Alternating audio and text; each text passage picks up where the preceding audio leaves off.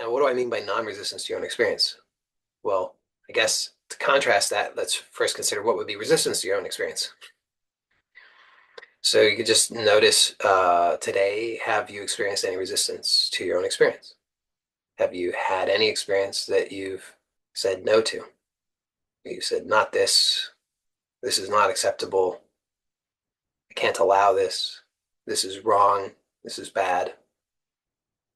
And I imagine probably for the majority of you, if you're honest about it, then the answer to that would be yes. If you manage to, get an hour into your day without having some kind of resistance, then that's sort of an extraordinary feat.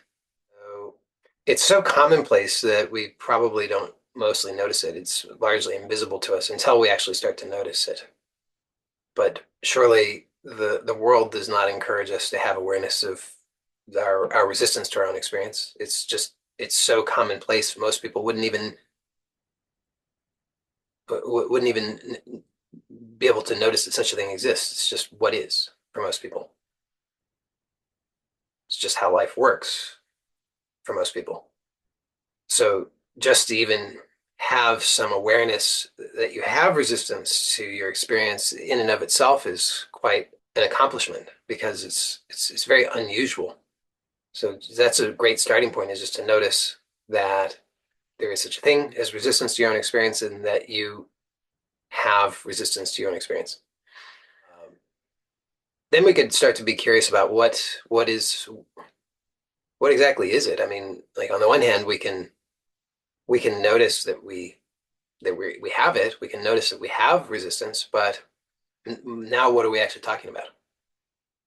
So you could actually start to explore a little bit more directly for yourself right now and notice, what is that when you have resistance? What is that experience of resistance?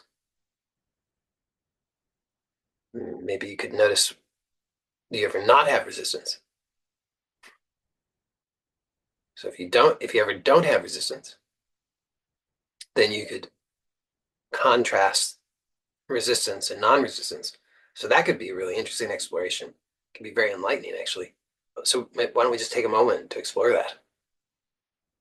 And with this kind of exploration, sometimes some of our minds are very serious. They're very serious and they're looking to, get the right answer and to do it correctly. And which is, on the one hand, there's something very noble about that.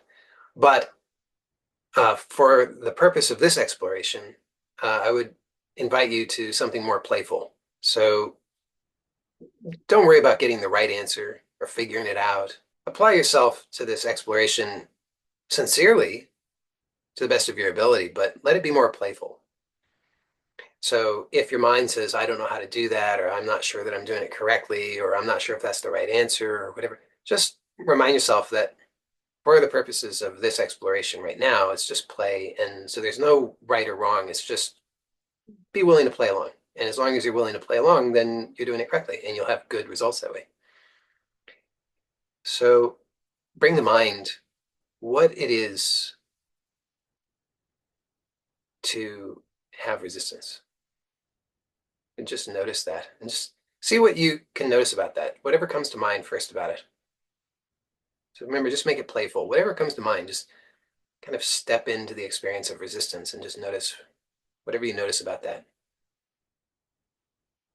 And then on the other hand, you could notice or imagine what non-resistance is. And again, remember, let it be playful. So just allow yourself to step into that as a possibility. And if your mind says, I don't know how to do that, I'm not sure if I'm doing it correctly, just play. And then you're doing it correctly. Just imagine that possibility of non-resistance. And to whatever degree it's possible for you right now, just step into that. So that you're just actually really stepping into it. And then just notice from this point of view, whatever you notice. First thing that comes to mind, whatever that is. And you don't have to judge what that is, or it doesn't have to be right or wrong. It's just whatever comes to mind, whatever seems to be associated with that for you right now. Now, on the one hand, you could imagine or step into this point of view of resistance. So you feel resistance. To whatever degree you can do that right now. Remember, just let it be playful. And just notice whatever the first thing that comes to mind is about that. It doesn't matter if it makes sense or if you think it's right or wrong. Just whatever the first thing is that comes to mind when you just allow yourself to feel or imagine or step into resistance. And then, on the other hand, you could imagine or feel or step into non-resistance. And just notice whatever the first thing is that comes to mind.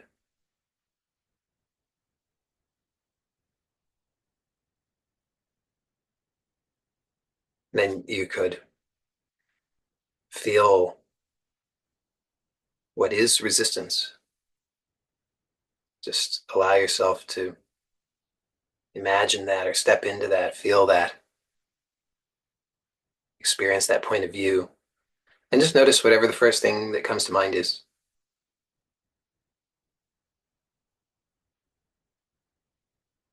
And then on the other hand, you could allow yourself to imagine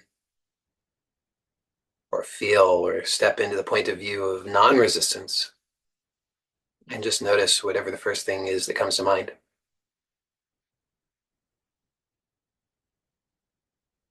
Well, now some of you will already find that starts to get a bit blurry, this distinction. Some of you will still be very clear distinction. Now, if it's still a clear distinction, then that's fine. If it's not so clear, then if it starts to get blurry, this distinction between resistance and non-resistance, then maybe you start to get actually more clarity about non-resistance. You see, because at first we set it up like there's resistance and non-resistance, and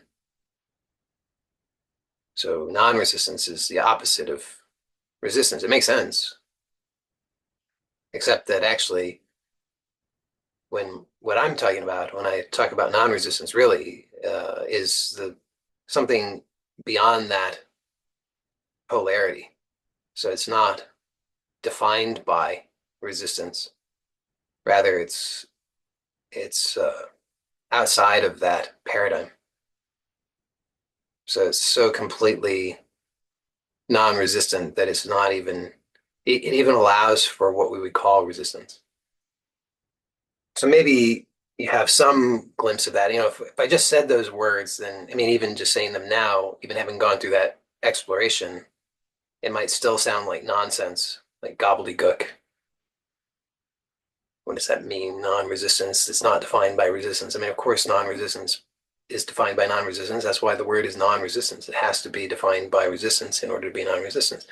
Seems like it, but then when you actually start to experience directly what it is that's being referred to, then you start to realize, whoa, there's let's say a third possibility. This third possibility is it's neither resistance nor non-resistance in that paradigm, but it's beyond that. And what word are we going to have for that? I don't know. So we'll just use non-resistance.